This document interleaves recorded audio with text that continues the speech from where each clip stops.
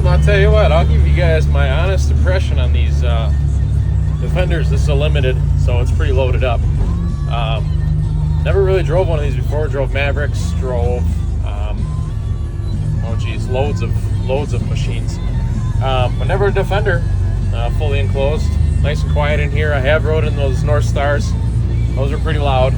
This is pretty quiet. It's pretty nice actually. Got the radio on. It's not too crazy. So, but I'll give this thing honestly an 8 out of 10.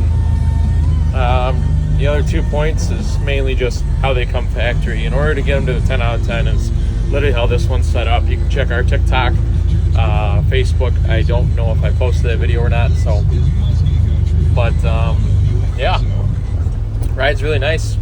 I don't know, maybe the camera's shaky, but just taking this to deliver it for a customer. He brings us lots of machines. He's always busy. He owns a resort here in Hayward. If you guys want to go check it out, it's a nice resort, Rebels.